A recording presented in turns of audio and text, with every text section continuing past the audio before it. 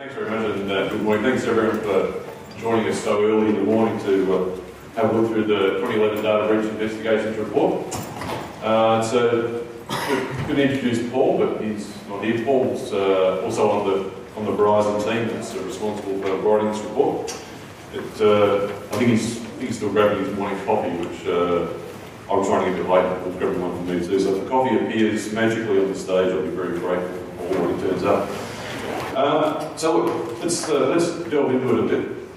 So with the DBIR, we've been doing this for quite a few years now, and every year we keep changing it up, changing the way in which we do this report every year. So 08, 09, 2010, 2011. So we've been doing quite a few of these reports, and each year we're expanding the scope of what we're including in the report. So the first time we did it, we published it, it was just our data.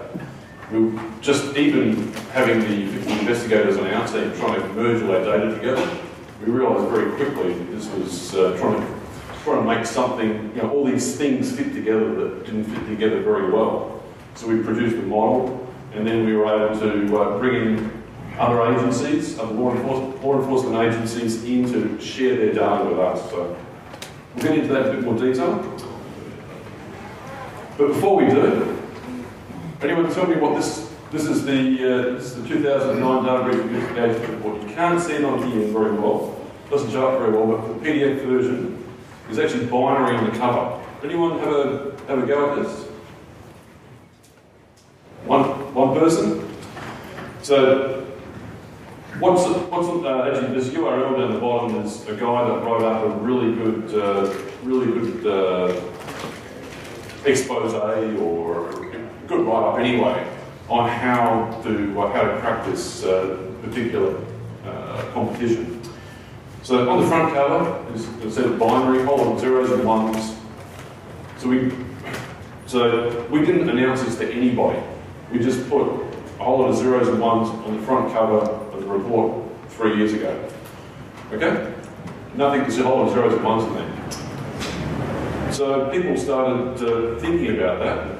Well, okay, a whole lot of zeros and ones, I wonder what Verizon's up to. A whole lot of chat, a whole lot of tweets going about.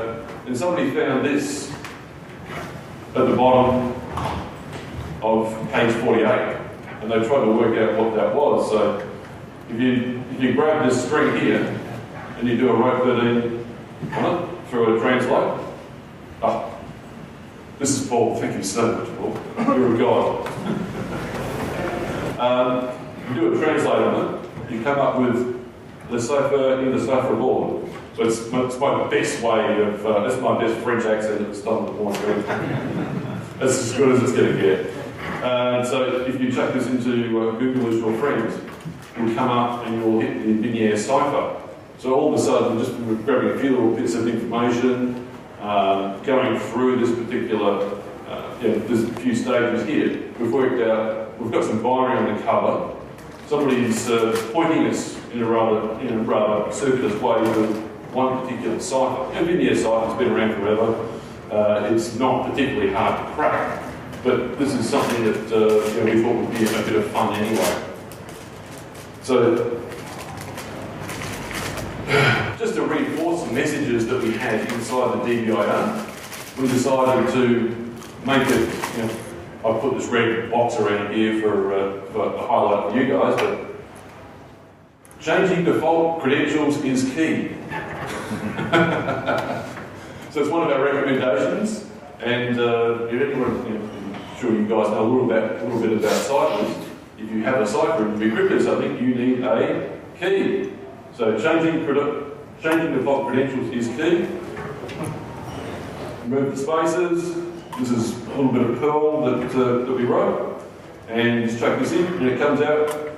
Congrats, first to crack gets reward. Go to verizonbusiness.com/DBIR hunt to claim. $500 cash first prize. I think it might have had an iPhone as well or something back when an iPhone 3G was cool, back a few years ago. So this is what we do for fun. Rather sad bunch, aren't we? So then we did this one in 2010. There's actually two hints right in front of you. in the fingerprint. So I'll blow it up a bit. Up. Oh, that's really bad. So if you get the PDF version of this document, and up here, if you blow it up about 300%, you can see it says OpenSSL on there. And down here, which is around this bit here, it's got POF+, so false positive. So we're throwing hints around on the front cover of the report to go into the 2010 competition as well. And then we did the same thing with 2011. There's a hint at the front page there. You see Andy Valentine, one of our investigators down here in the middle. Have a look at Andy, blow that up, and you see his sunglasses on the side there, 3 Wolf. You find 3 Wolf again in the text of this document, and there's some more hints to the 2011 competition in there. The point of all this is really, from our purposes, create a bit of chatter, have a bit of fun. But for my purpose, one of the reasons I was bringing this up for you guys today is I'd love somebody from our part of the world to crack this next year and show the Americans a thing or two. So it would be really cool if we could have an Australian or a New Zealander. There's a few Kiwis in the room, and you guys are pretty good with crypto. So yeah, it's a lot of fun, and there's usually a cash prize or a prize involved. Some particular cool piece of technology, whatever's going around at the moment. So get stuck into it when it comes out and the report comes out next year. Thanks, Paul. That's great. Okay. Yeah, as I said, this year's report was a combination of data from 3 different sources. So there's the Verizon data breach, Verizon Investigative Response Team, which Paul and I are members of. So there's around 70 of us around the world now. So with all of our cases, we produce metrics for every investigation we do, apart from when there's obvious reasons why you can't report on it. The reasons we're wanting to do this is because you'd read stuff about a case you're working on in the media, and the only fact you'd recognise in the media report was the company's name, and sometimes that wasn't even quite right. So the facts that we're getting out to the public were not really facts. There's a few reasons for that. Think about it from an investigator's point of view. I'm under NDA. I can't go around talking about Acme Corporation's data breach. Acme Corporation doesn't want to talk about their data breach. Law enforcement is not particularly motivated to go around talking about data breaches. More, law enforcement's there to prosecute, to arrest and prosecute. And then the only other person that really knows what's going on is Hacker Guy. Funnily enough, he's not putting his hand up and telling everyone what's going on and how he did it, unless he wants to get caught. It's a really good way to get caught. Also, the United States Secret Service, they're the guys that you see running alongside of the President's car that were up at Darwin last week. So, those guys also, some of those guys are also computer forensics. The United States Secret Service has got a few rather disparate charters. Protect the President and the Vice President, and protect the currency. So anytime there's an attack on the US currency, the United States Secret Service is the responsible agency for investigating and prosecuting. Dutch National High-Tech Crime Unit as well shared their data with us. We were able to do this because we produced a model of over 630 different threat events with this massive model which we plot every particular data breach on. We're able to anonymise all the data and aggregate it so we can produce metrics and statistics to talk about what really happens in data breaches, not some of the more fanciful things that you read, but the reality of what's happening inside a data breach. So please remember that 630 threat events. I'll come back to that probably about half an hour's time. Okay, let's get into a bit of the data. So 750 new data breaches that we investigated, or us and Secret Service and Dutch National High-Tech Crime in 2010. The whole study we were talking about, over 1,700 data breaches. So the thing that we always used to say with data breaches is, last year's bad, next year's going to be worse. It's the one thing we always knew that was going to happen. Next year was going to be worse, and 2009, what happened? All of a sudden, this is the amount of data that we saw stolen, 360 million records or pieces of data stolen in 2009. Sorry, 2008. 2009, 143 million. Maybe it's a blip. Maybe Albert Gonzalez and Max Butler and Ystremski went to jail. Maybe they were the guys behind a lot of this 361 million. Maybe that's the effect here. Now we're down to under 4 million in the 4 million records stolen in a year. It's not very much, and it's across the largest investigative agency, the largest investigative company, and the Dutch National High-Tech Crime. If you look as well, we've got 750 new data breaches and there's less than 4 million records stolen. It was a real shift in the way that data breaches were happening. We weren't seeing those massive Heartland payment systems or TJ Maxx where there was tens or hundreds of millions of records or pieces of data being stolen at the one time. It went down to very, very small data breaches. Anyone got theories on what happened in 2010 as to why we saw such a big dip in the amount of data being stolen? Stop reporting. Stop reporting? Haven't caught them yet? Punitive legislation brought in to... Yeah, there's a bit of scare factor, I reckon you're right there. There's certainly, I think when Albert got 20 years, I think some people went, this is not good for my health. More targeted attack. Sorry? More targeted attack. Yeah, there's definitely an angle on that. There's definitely some more targeted attacks. So, this is our few theories on what's going on. This stuff's going to take years to play out, and we'll be able to look back at 2015 and work out what really happened in 2010 or 2011. But this is Albert and Max Butler going to incarcerated. This is also something that we're seeing a lot of in 2011. What we're seeing right now is, yes, there is a lot more targeted attacks, but I think there's also an angle with a lot of the bad guys are now working out if they go out attacking the really, really, really big companies. That really, really big companies employ people and they will make it their business to come and find the person that did this. Whereas if you go around attacking a lot of small companies, particularly if they're a lot of small companies, they have many similarities, potentially the same support vendor, you attack a support vendor, right, you can find out some information there, then you can go out to 50, 100, 200 companies from there. You're stealing a lot less data, but you're doing a lot less, with a lot less risk. Personal risk, like going to jail risk, particularly if you're doing it from across the other side of the world. So there's a few different theories we have, but it's going to take some time to play out and see what really happened.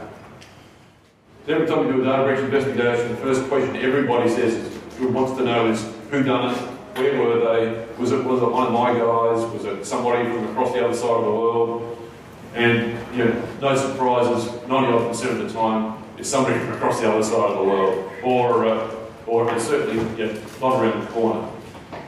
If you start to think about this data, you look at, you've got 91% and 16%, and you go, okay, this guy can't add up. You're probably right, he can't add up, but also you can have some collusion. I think you get multiple agents involved, where an insider could be selling credentials to an outsider. That was something I'll talk about a little bit later, but that was something in the GFC hit, 2008, 2009. All of a sudden it's like, hey, hate your boss, hate your job, feel the pressure, here's 50k, give me your credentials. There was that type of thing was happening. And you'd see, this is where you see multiple agents involved and you'd get that more than one party being involved in a data breach. Really hard to fault find that sort of situation.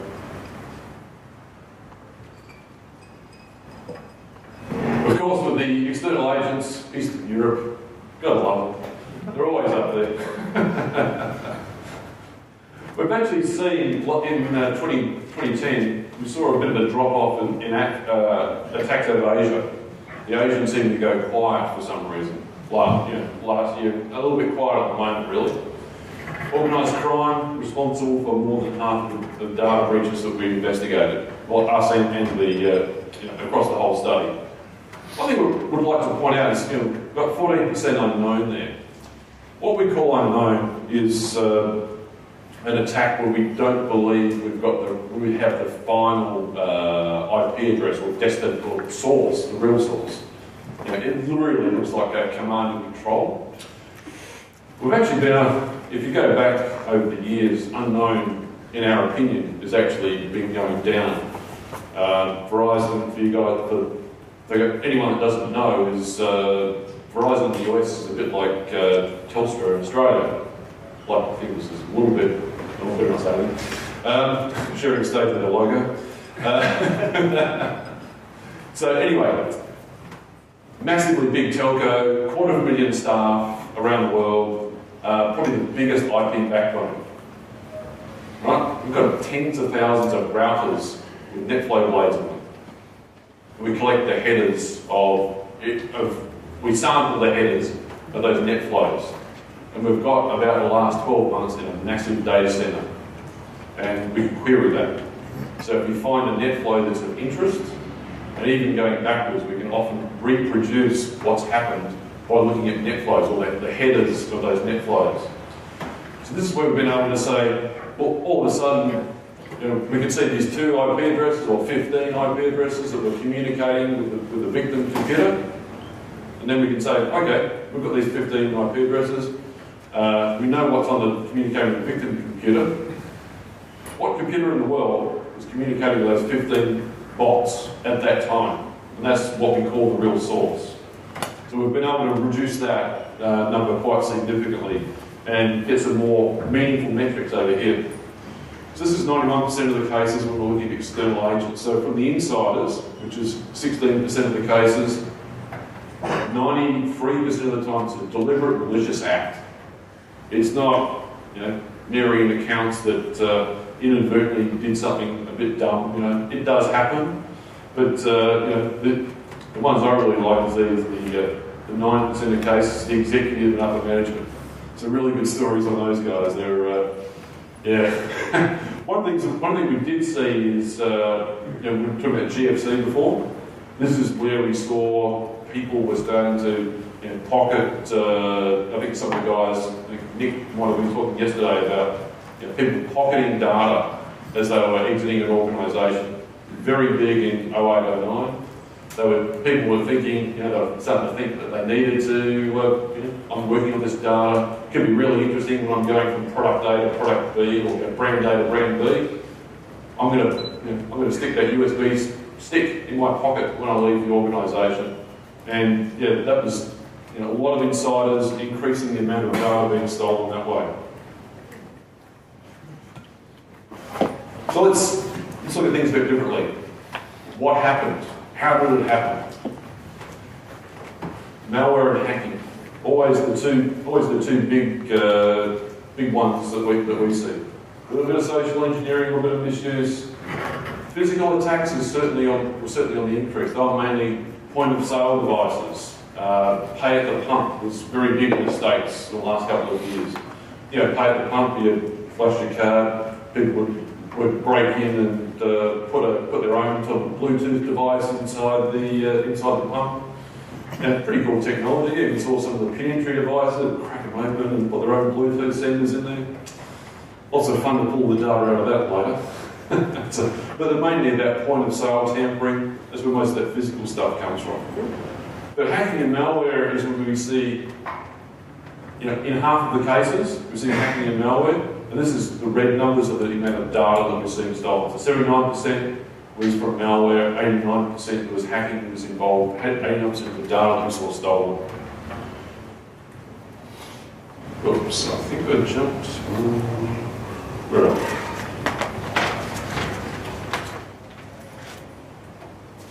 Okay. So when we've got malware, one of the things that people think with malware is that most of the malware gets installed by email or by something you get downloaded from the web. Does happen, absolutely. 81% of the malware that we see, we do get across 1,700 investigations, was installed by the attacker. They're broken in, they're already inside the computer, and then they're putting the malware in there. We'll go into what that's about a little bit later. But 3% here for auto-execute and drive-by type of downloaders. Not a huge amount of the types of cases that we investigate or the Secret Service for Dutch high-tech crime. So the functionality of the malware. So, as I said before, only 1% of the cases, the hacker installed it themselves. Okay, so for half the cases, this is what where we saw malware installed, sending data to external site entity or a backdoor. So this is about how the malware that we're seeing being installed is to get data out or to maintain access inside the environment. It was a job I was working on last year in the States. Large hotel chain across the States, 100 plus properties.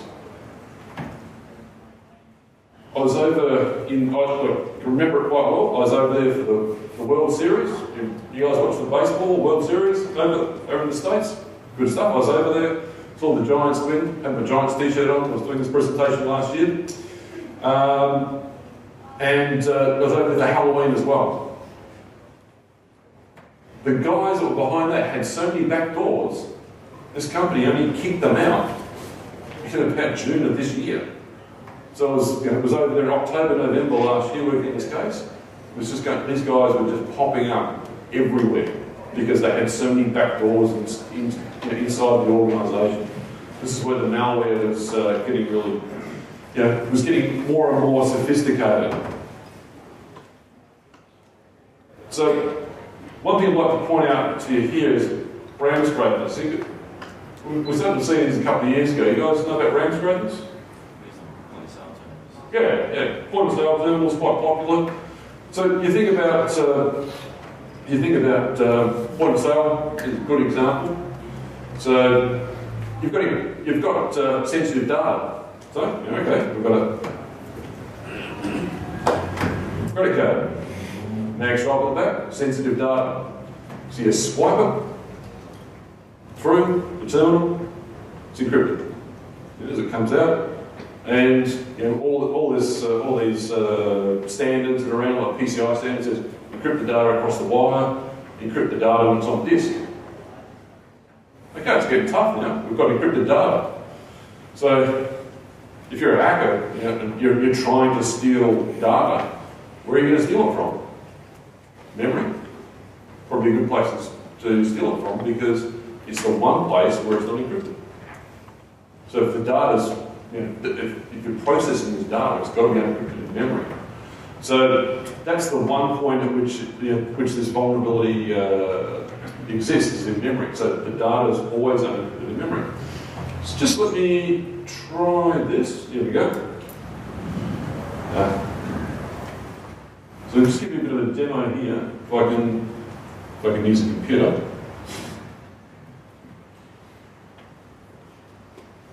Okay. Not so easy. Right, what we're seeing here, this is Process Explorer. We'll see PS exec come up. We've got two processes that popped up down here.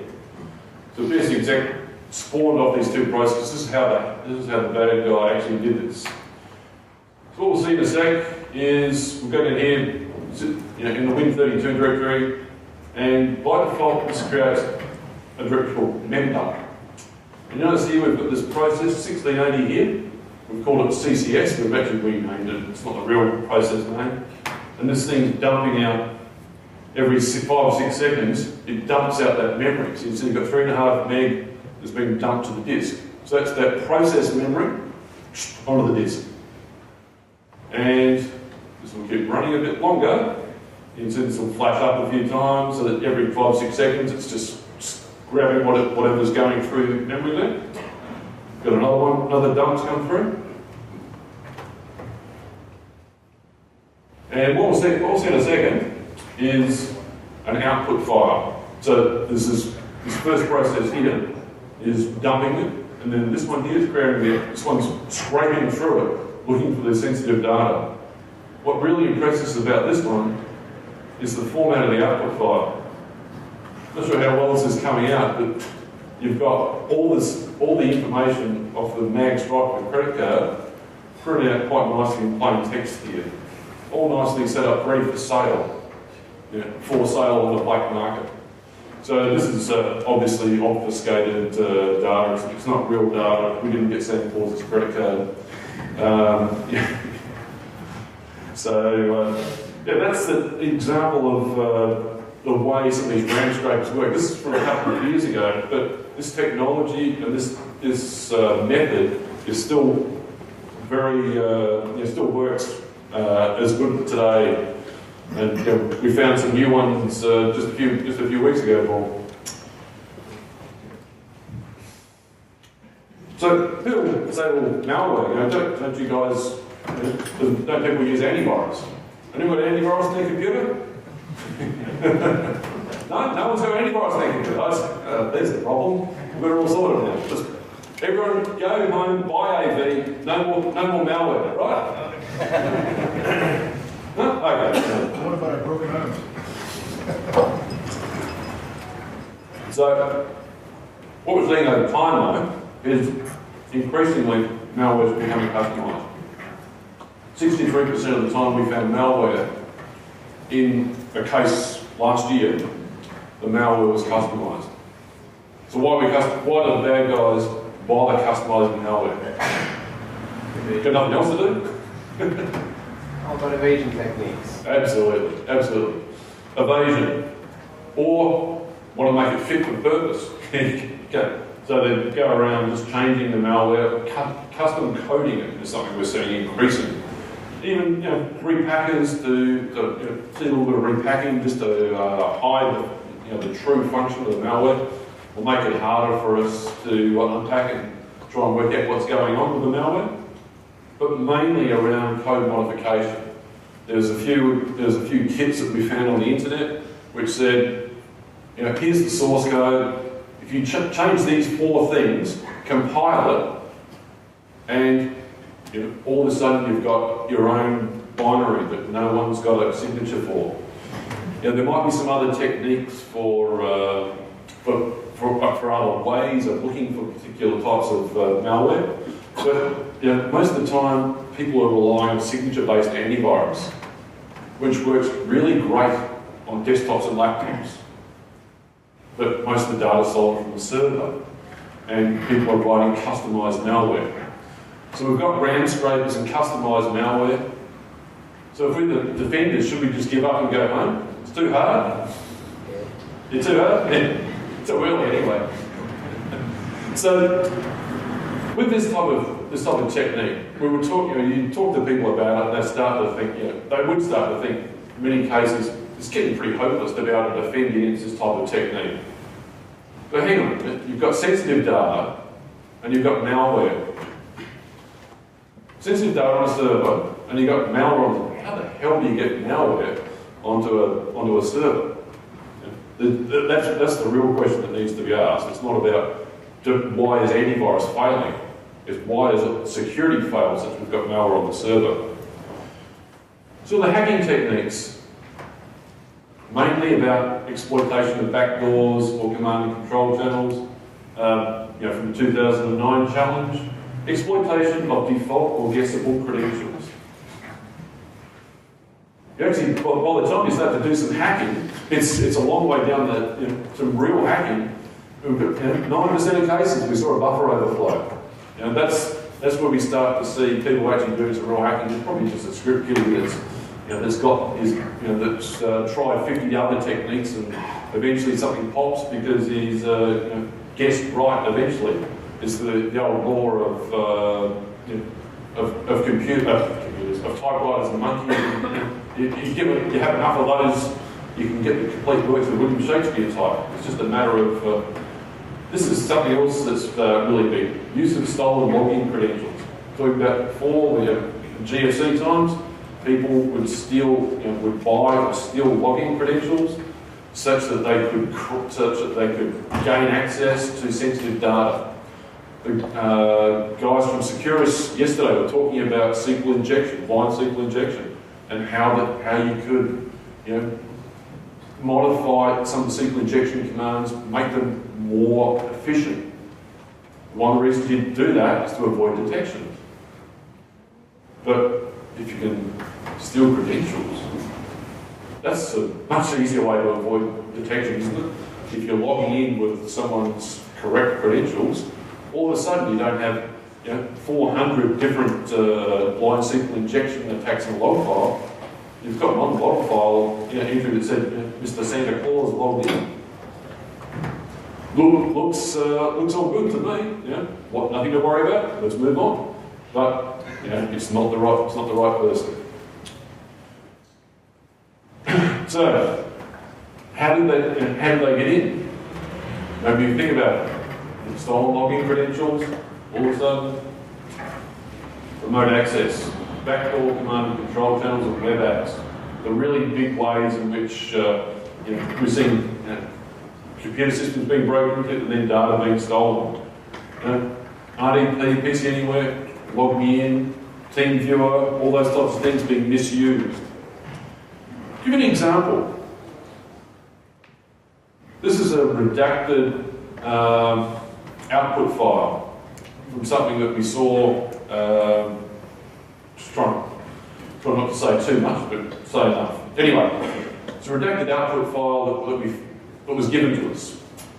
And this is the type of way in which the bad guys are going around. This is a scanning log file. People have gone scanning around parts of the internet looking for particular credentials. They know what, talked about the exploitation of default or guessable credentials. Just have a big list of credentials and you just bang away anytime you find, this looks like an RDP connection. Host name, change that, name, back office, domain, work group, host name, B office, username, administrator, password, redacted vendor name. The name of the company that's doing the support for the organisation is how they broke in. You don't need to be like Verizon doing support for a company. Username administrator, password Verizon with a lowercase v.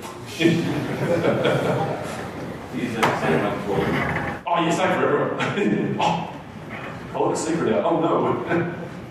Check this one out though. Same system. Username, owner. Password? No password. No password. Okay? This is how easy it is. That's just in case you forget the name of your company. Yeah. But there's going to be 50 of these around the place. This is what I was talking about before, these smaller, more repeatable attacks. This is what the guys are doing. They're going around scanning, looking around. You can see here, administrator, and down here we've got redacted vendor name, redacted vendor name. It's like username, Verizon, password, Verizon. All good. No one gets that. Yeah, away we go. Same. This is... Sorry? Okay. So where's the data taken from? This, to me, is a bit misleading. 57% of the time, it's taken from the server, 76% of the data is stolen from the server, and we say here, user devices. This is not an end-user device in the main. Let's look at this in a little bit more detail. End-user devices like desktops and workstation, 8% of the breaches, 0% of the data stolen. That 22% is made up of point of sale, pay at the pump. So this is where most of that user devices stuff is stolen from. Most of the time where data is stolen from a server or some type of device that's not meant to be, it's not an end user device. Where we recommend organisations protect their environment is to pay attention to where the crown jewels are. Point of sale servers, database servers, and this is where the data is getting stolen from. It's a lot easier to go and steal data from one database server than try and steal it from 1,000 different laptops. A lot more profitable. And the data types that were taken, no surprises. A lot of it's payment card data. It's what's saleable. But down here, personal information is definitely on the rise, and authentication credentials. These things are the means to an end. You steal authentication credentials, so you can steal other information. So these things, personal information is something we're certainly seeing on the rise. You see some of the attacks in early 2011. It's quite funny, we came out, a big story was about the amount of data, how few data, how much little data was being stolen, and then how many attacks that we were seeing. And about a week after we launched the report, there was a couple of big cases where a lot of data got stolen, so it kind of washed our story out pretty well. But that's the thing with these types of attacks, they change all the time. These attacks are continually changing. So yeah, authentication credentials is where we see a lot of the data. So we'll repeat that message. Authentication credentials are such a huge issue, and they need to be protected. Most of the time, when authentication credentials are stolen or reused, these are credentials that are not changed. They're static, and all the usual password protections are not in place. Attack difficulty. Only 8% of the cases, guys probably can't see that right down the bottom here. 8% of the cases, the attack was actually difficult. It was something that an attacker could be proud of, or an offender could actually say, well, I had to really try hard to get in. 6% of the time, it was zero difficulty. It was like taking a step. And then the vast majority is really easy, low and moderate. You think about the attacks we're talking about, nothing difficult about these types of attacks. One of the things that we do spend a fair bit of time analysing is how long an attack takes. So how long does the attack take? So we've got 3 lines here. Point of entry to compromise, compromise to discovery, and discovery to containment. So let's just break this up a little bit. Point of entry to compromise, you've got someone in your environment, but nothing's been stolen. So they're in, but nothing's been stolen. Most of these are the exploitation of default guessable credentials. These are the really basic, easy attacks. And then up here you've got days, weeks, months and years before that point of entry, before that security breach becomes a data breach. Now in this area here, if you can kick the attacker out, they never get into this compromise part of this situation. They never actually steal any data. So something bad has happened, but something really bad hasn't happened yet. What continually amazes us, and sort of why data breaches get so out of hand, and you see hundreds of millions of records being stolen from particular organisations, is from the compromise to discovery phase. You can see it's usually weeks and months, and in 5% of cases it's even years from the time the organisation is first breached until which they actually data is stolen, and then someone discovers it. And even quite disturbing down here, sorry for the guys at the back, we can't see this, but it's usually weeks to months from the time an attacker's inside the organisation stealing data, when they're discovered, and then it's months after that sometimes as to when they get kicked out. And even in extreme cases, years. These are the guys where the hackers are really in control of the organisation, control the organisation's resources, and the organisation's really paying the power and electricity bills for the hacker. The hacker owns the data centre. So there's probably no surprises as to when you see those types of timelines to know that in 86% of cases we investigate, it's a third party who makes a phone call, sends an email, tells the victim organisation they've been breached. In only 6% of cases does the victim organisation work it out for themselves from the IT organisation, so they can put their hand up and say, hey, there's a problem here, we need to do something about it. This is an interesting statistic here. 5% is internal passive. This is where someone inside the organisation says, hey, there's something wrong happening here with the system. There's something, something bad, something wrong, something different, something's changed, it's slow. We're seeing it, I didn't put that product in the database, but there's a new product in the database, that type of thing. And an investigation ensues and then discovers there's been a data breach.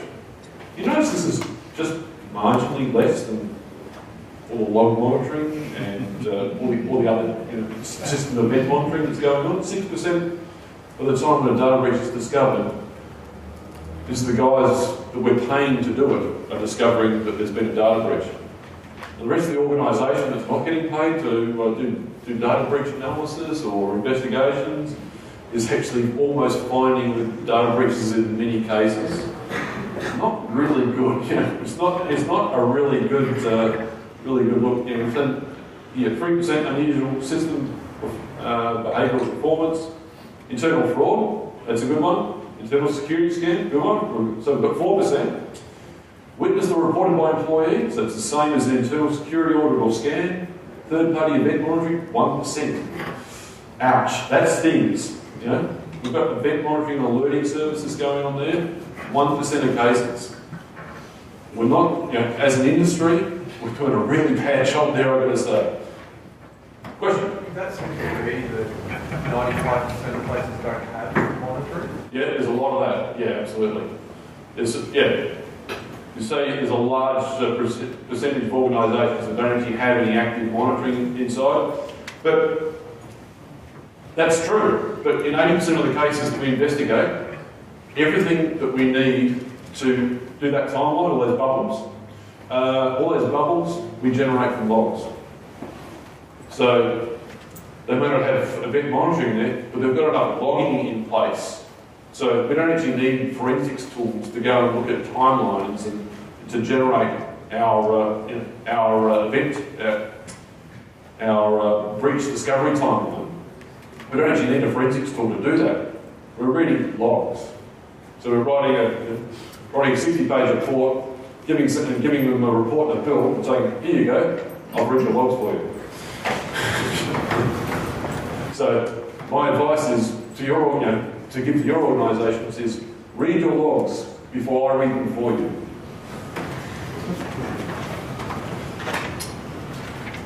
So how did the victim okay.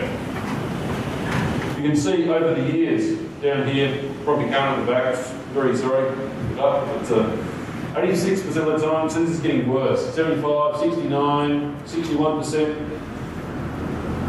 Okay, we've gone through those two. Oh, okay. Probably one point I should bring out here. Signature-based antivirus, 1%. 1% of the time when a victim discovered a data breach was from signature-based antivirus. Not a great look. This is the 630 different threat events I was talking about earlier. Okay, so we map it out. For those of you that grabbed one of these, it's in there. It talks about the way in which we model everything. Every time we do data breach investigations, and the law enforcement agencies that also do it, we plot out where we see particular types of events inside this matrix. So this is our way, this is Verizon's way of working out what risk is. This is where we see real risk, not theoretical risk. This is where data breaches happen. So we're seeing different threat events throughout the environment. So we've got this model of 630 different threat events. Anyone got an idea of what we do next? Okay. Yep. So from the threat landscape, what we've got is where every time we see a particular threat realised, we see the risk being realised. Something bad happens, we plot it out. So 4 times, we made it management friendly now. It's got colours. Most frequent, red, bad. Orange, almost as bad, like a yellow light. Maybe speed up and go through the intersection. No, not really. This is where you see a lot of the times when threat and where risk actually comes together, and it becomes something where something bad happens. And every organisation, limited budget, limited resources. It's the same complaint we hear every time we do a data breach investigation. Every time we put in a proposal for as a consulting company. Oh, the price. So it's the same argument every time. But if you've got limited eggs and many baskets, this is a pretty simple formula and model in which you can say, look, here's a few points. In 90% of the threat environment landscape we've got here, nothing ever happened. Over 1,700 data breaches. I think it's a pretty compelling story.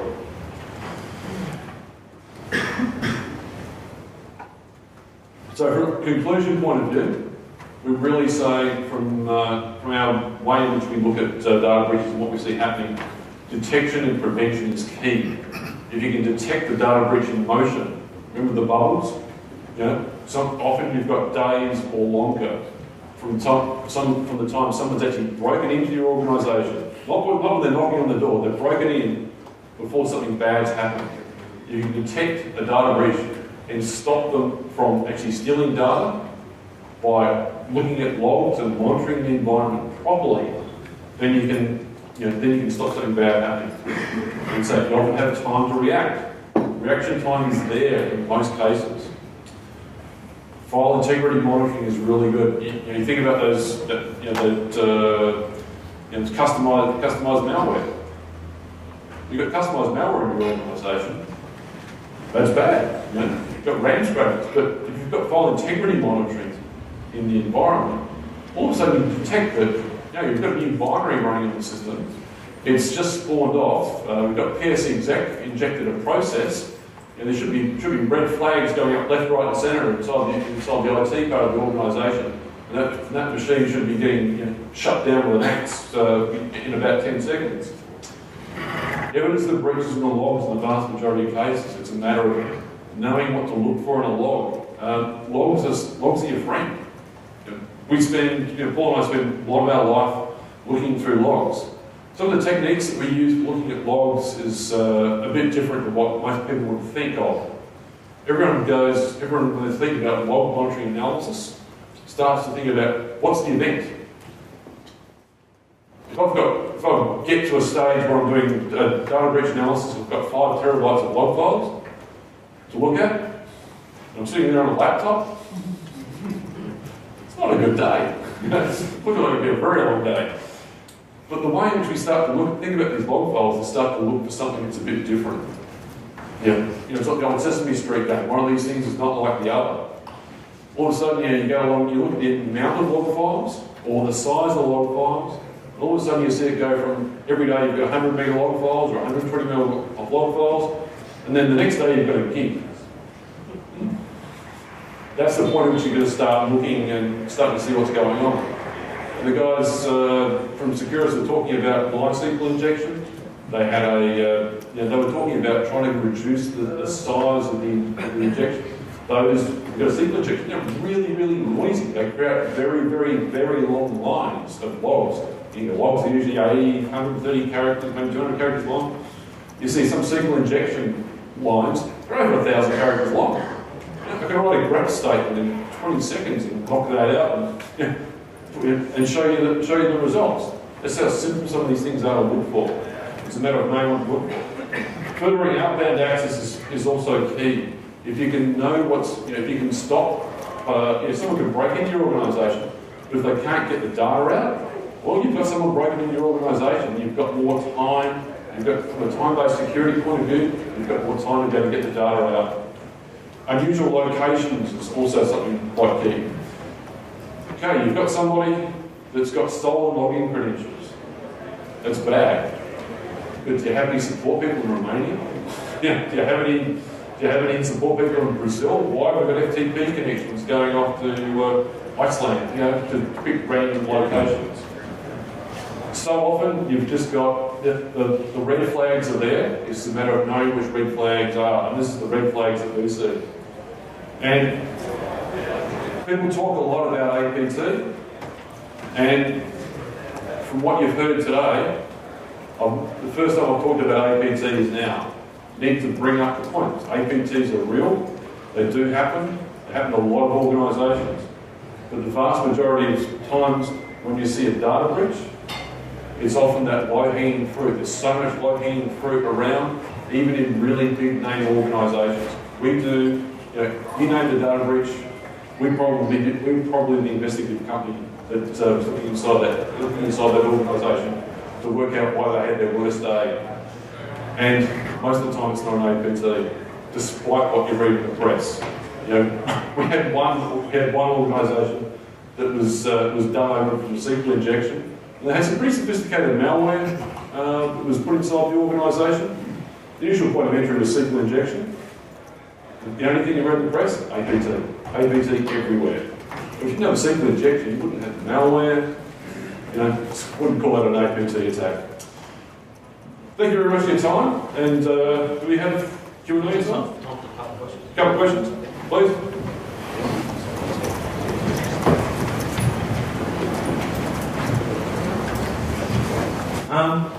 You hear a lot in the press as well about state-sponsored attacks. Yep. And I was wondering whether you've done any work into attributing state-sponsored versus private attacks.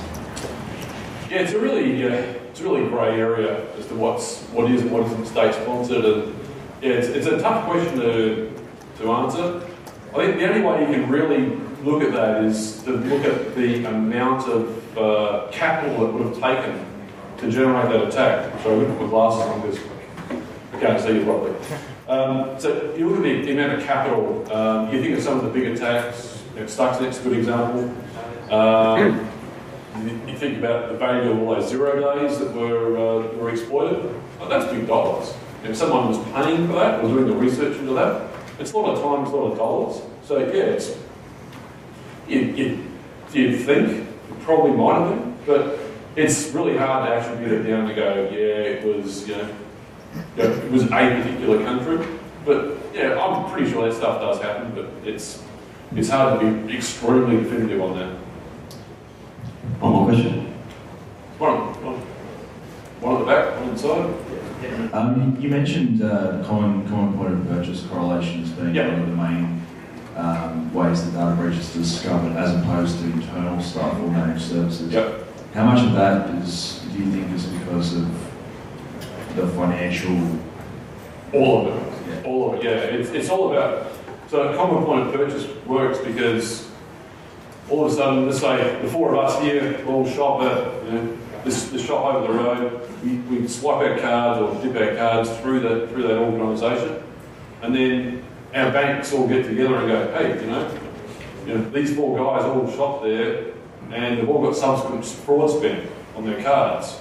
So and they put it all together to the last place that these four guys all shopped at the same place as that place over there. That's the common point of purchase. And the message that we're actually going to write up in this document is that works really well. It's a bit delayed, it could work better, but the message that we'd like to give is that it works so well because there's that feedback mechanism. And if you can work out a feedback mechanism for your data, whether that be payment card data or not, if you get that feedback mechanism coming back in, you've got that loop, so you can see that you can see when the data's been lost, and then work backwards from there to work out what's happened. some of the ways in which we do that for customers is from underground monitoring, looking for particular, if a company has a new product coming up, and particular nuances of that new product, we'll monitor the information underground for that particular thing. So that's one way in which you can use that same technique of something like that CBP monitoring. All right, well, ladies and gentlemen, Mark Goudie.